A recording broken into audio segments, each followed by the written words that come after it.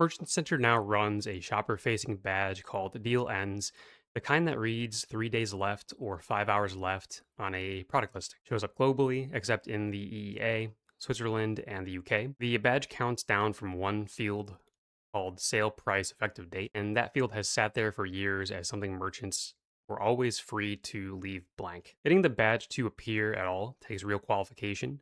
Outside the holiday window, Google wants at least a 5% discount off the post deal price, held for 15 days, expiring within 7, with a 15-day gap since that offer's last deal ends badge. The holiday window, October 15th through January 5th, raises the discount floor to 10% and stretches back to a gap of about 60 days.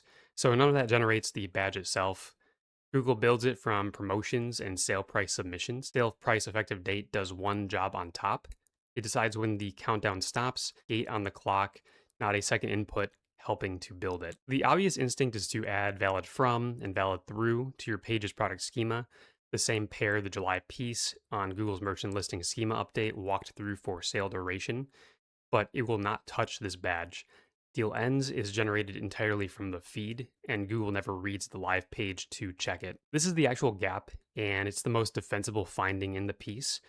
Google's automatic item updates already autocorrects 4 attributes straight from your page's own schema: price currency, availability, and item condition. The moment one of those drifts from the feed, the automation catches it and fixes the feed side. Sale price effective date has no row in that same table, and neither does price valid until, valid from, or valid through.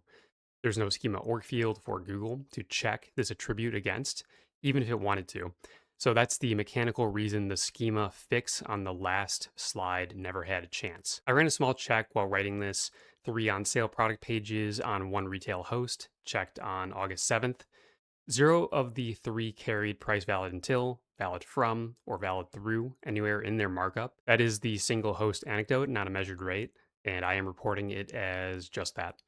It just happens to be the same absence automatic item updates already tells you to expect. You can check your own exposure without touching a client's feed or mine. Run 2 counts straight against your product feed. First, how many active rows carry a non-blank sale price effective date? Second, of those, how many of the end dates already sit in the past relative to today? Both are a spreadsheet formula away because the format never changes.